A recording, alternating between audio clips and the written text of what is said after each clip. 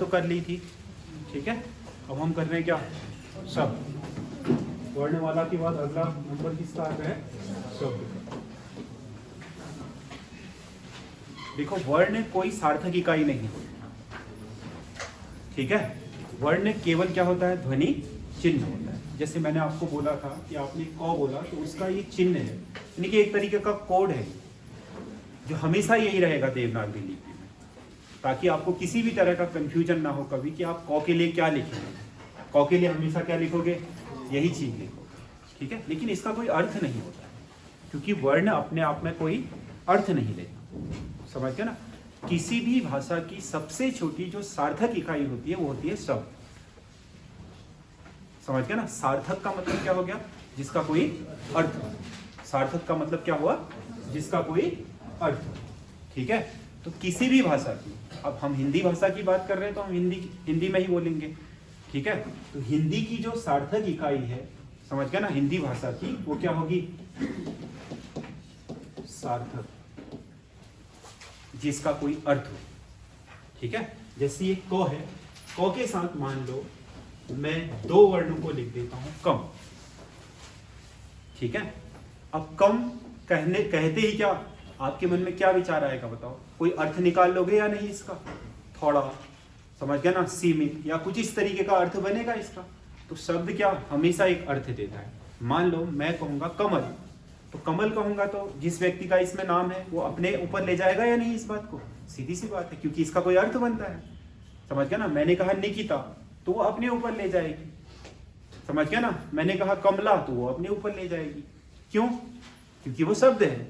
मैं क कहूंगा तो फिर कोई ध्यान नहीं करोगे ना, कोई मतलब नहीं बना रहेगा आपको। क्यों क्यों नहीं बनेगा, क्योंकि इसका कोई अर्थ ही नहीं है, समझ गया ना। लेकिन मैं मान लो किसी का नाम लूं, समझ गया ना। मैंने कहा क्या, सागर,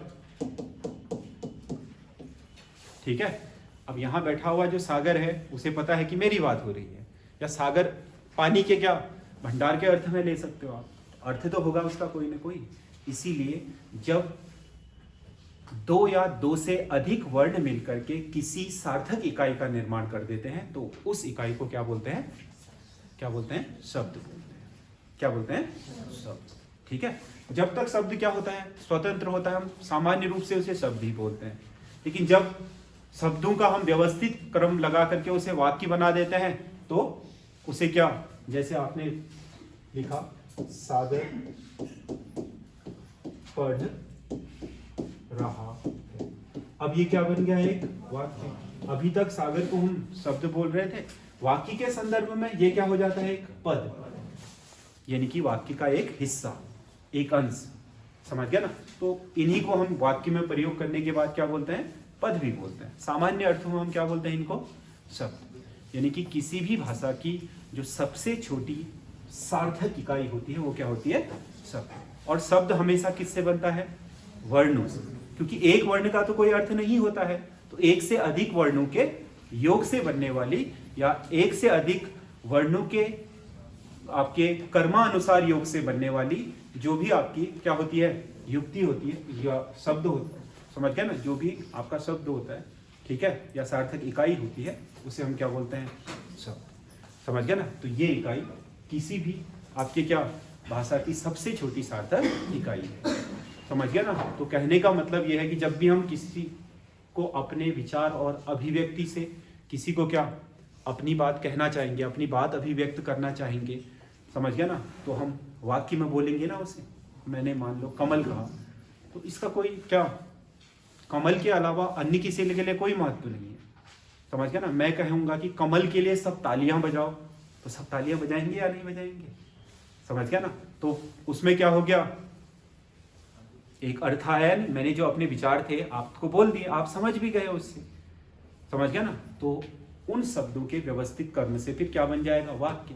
और वाक्य किसी भी विचार को अभिव्यक्त और क्या उसे दूसरे तक पहुंचाने के माध्यम हो जाते हैं। बस भाषा का इतना ही काम है।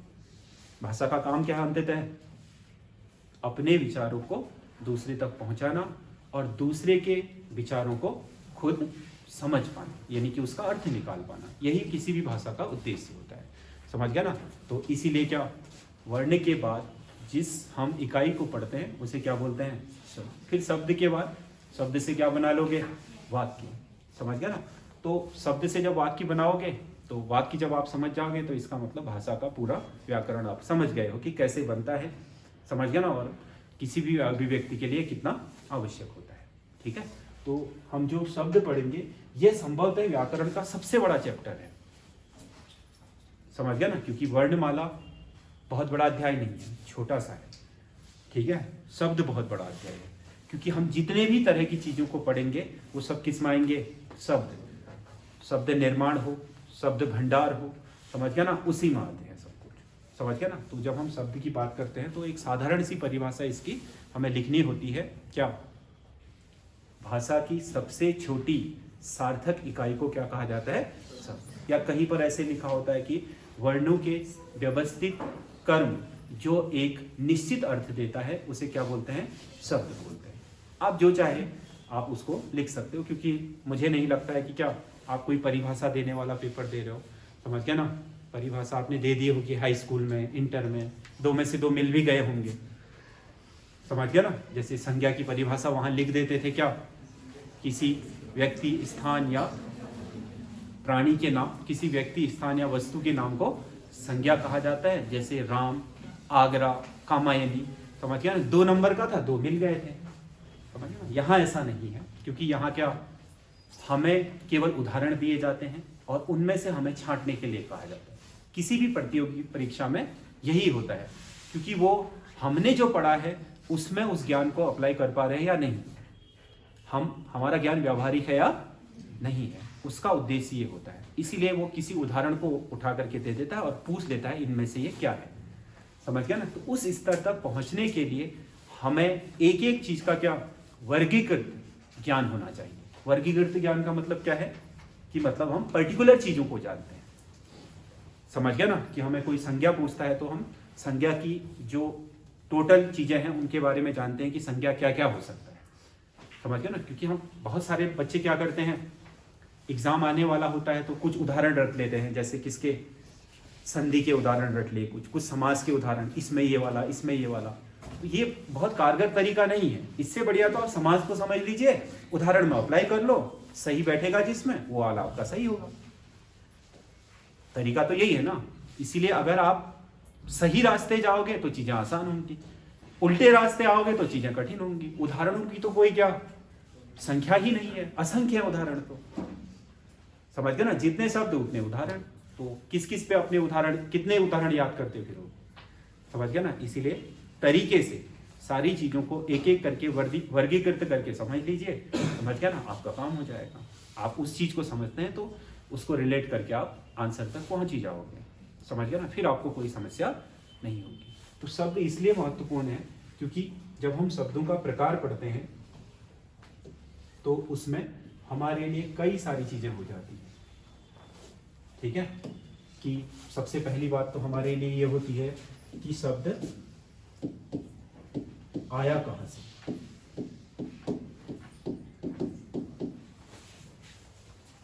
कोई भी शब्द है किसी भाषा में कहां से आया है, समझ गया ना?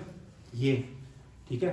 दूसरा ये है कि शब्द बना कैसे है, ये भी तो जानना है, बना कैसे है।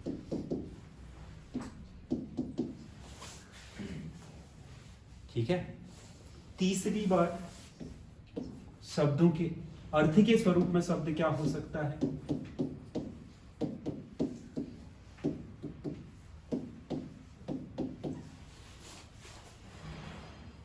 ठीक है।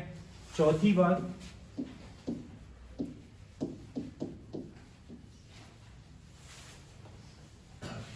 शब्द का हम प्रयोग किस तरीके से कर सकते हैं। समझ गया ना? पांचवी बात, शब्द का व्याकरणिक पहचान क्या है। शब्द के बारे में हमें इतनी चीज पता होनी चाहिए। अगर आपको इतनी चीजें पता है कि शब्द आया कहां से, शब्द बनता कैसे है, शब्द का अर्थ के स्वरूप में हम शब्द को किस रूप में ले सकते हैं, शब्द का प्रयोग कैसे कर सकते हैं, समझ गया ना, और शब्द की व्याकरणिक पहचान क्या है। ठीक है, तो जब भी हम आया कहाँ से बात करते हैं तो हमारे उसमें क्या आता है, स्रोत क्या है, या इसका इतिहास क्या है, या उत्पत्ति कहाँ से हुई। समझ गया ना। मान लो, समझ गया ना, आपने कहा कि ये पेन है, ये क्या है, मैं पेन से लिखता हूं। अब प्रयोग तो आपने हिंदी में कर दिया है पेन का, समझ गया ना। तो आपसे कोई कहेगा कि ये पेन शब्द की उत्पत्ति कहाँ हुई है, तो आप कहोगे अंग्रेजी में हुई। आपकी भाषा में कहाँ से आया, अंग्रेजी में आया या नहीं, समझ लो। आपने कहा अग्नि में हव्य समर्पित कर दो, समझ गया ना। अब आपसे कहा कि अग्नि शब्द कहाँ से आया, तो आपने कहा ये संस्कृत से आया है। कहाँ से आया है, संस्कृत से आया है, समझ गया ना। तो किसी न किसी स्रोत से आया जरूर होगा, क्योंकि हिंदी कहाँ से निकली है, संस्कृत से। कहाँ से निकली है, संस्कृत। तो सीधी बात है, जो उसका हिंदी का अपना ओरिजिन है, यानी कि पैदाइश है जहां से, सबसे ज्यादा तो वहीं से लेकर के आएगी, समझ गया ना। तो हिंदी से जो लेकर के आई है, समझ गया ना, या तो वो तत्सम होंगे, यानी कि सॉरी हिंदी संस्कृत से जो लेकर के आई है, या तो वो क्या होंगे, तत्सम, या क्या जो संस्कृत में जैसे थे और वैसे ही हिंदी में यथावत आ गए, तो वो क्या हो गए, तत्सम। जो संस्कृत में जैसे थे उस रूप में थोड़ा बहुत परिवर्तन करके आए, वो क्या हो गए, तद्भव। समझ गया ना। बाकी भारत में बहुत लंबे समय तक विदेशियों का शासन रहा है, समझ गया ना। 12वीं शताब्दी के अंत में भारत में क्या, इस्लामिक सत्ता स्थापित हो गई थी, समझ गया ना। मतलब ये सोच लो कि जो तराइन का द्वितीय युद्ध है 1192 में, वहां पर जो गौरी की जीत हुई ना, उसी से स्थापित हो गई। विधिवत 1206 में हुई, समझ गया ना। कुतुबुद्दीन ऐबक ने जो दिल्ली सल्तनत की स्थापना करी वहां हुई। वहां से लेकर के, समझ गए, 1526 तक भारत में किसका शासन रहा, किसका रहा, आपके तुर्कों का शासन रहा, समझ गया ना। और उनकी जो भाषा थी वो क्या थी, या तो अरबी थी, या फारसी थी, या क्या थी, तुर्की थी। ठीक है, 1526 से लेकर के 1857 मान लो, समझ गया ना, या 1765 मान लो, बक्सर का युद्ध जो भी था, समझ गया ना। वैसे 1857 में अंत मान लेते हैं मुगल सत्ता का, और ब्रिटिश सत्ता आरंभ हुई, समझ गया ना। तो इस दौरान किसका शासन रहा, मुगलों का, समझ गया ना। मुगल भी क्या थे, इस्लामिक लोग थे, उनकी भी क्या थी, फारसी राजभाषा थी, समझ गया ना। तो उनके शब्द भी हमारे पास आए। अरबी फारसी के हिंदी के साथ मिलन के कारण कुछ नए शब्द जन्मे, उर्दू, उसके शब्द भी बने हमारे पास, समझ गया ना। 15वीं शताब्दी के अंत में वास्को डी गामा भारत आया, समझ गया ना। पहला यूरोपियन था भारत आने वाला, ठीक है। वास्को डी गामा पुर्तगाली था। उसके बाद क्या है, डच आए, अंग्रेज आए, फ्रांसीसी आए। किसी ने व्यापार किया, किसी ने राज भी स्थापित कर लिया। तो उनके साथ हमारा क्या कम्युनिकेशन हुआ, तो उनके शब्दों को हमने ग्रहण कर लिया। तो हमारे पास फ्रांसीसी भी आए, डच भी आए, अंग्रेजी के शब्द भी आए, समझ गया ना, और पुर्तगाली के शब्द भी आए, सब जगह से आए, समझ लो। वैसे ही उससे पहले, समझ गया ना, प्राचीन भारत में जाएं तो शक हैं, पहलव हैं, कुषाण हैं, इंडो ग्रीक हैं, समझ गया ना, भारतीय यूनानी बोलते हैं जिनको, वो सब भारत में आए थे, समझ गया ना। तो वो यूनानी भाषा भी लाए थे, समझ गया ना। कुछ लोग जनजातीय थे, कबीलाई लोग थे, जैसे आपके शक हैं और कुषाण हैं, वो जो आपका चीन है, समझ गया ना, चीनी तुर्कमेनिस्तान बोलते हैं, वहां से आए थे, समझ गया ना, कबीलाई लोग थे। तो उनकी जो अपनी भाषाएं थी वो स्थानीय जनजातीय भाषाएं थी, लेकिन वो हमारे देश में आकर के क्या राजा बन गए, तो कहीं ना कहीं उन्होंने अपनी भाषा थोपी होगी ना जनता के ऊपर, तो धीरे धीरे जनता ने उसे भी ग्रहण कर लिया, समझ गया ना। तो इस तरीके से हिंदी कई चरणों से गुजरने के दौरान क्या उसमें बाहर से चीजें आती रही और वो ग्रहण करती रही, समझ गया ना। अब आप सामान्य रूप से जब कहीं जाते हो, कोई आपसे पूछता है कहाँ जा रहे हो, आप बोलते हो कि क्या मैं चिकित्सालय जा रहा हूँ, बोलते हो, हिंदी तो यही होनी चाहिए थी, लेकिन आप क्या बोलते हो, मैं अस्पताल जा रहा हूँ, या आप क्या बोलते हो, मैं हॉस्पिटल जा रहा हूँ, ऐसा बोलते हो ना।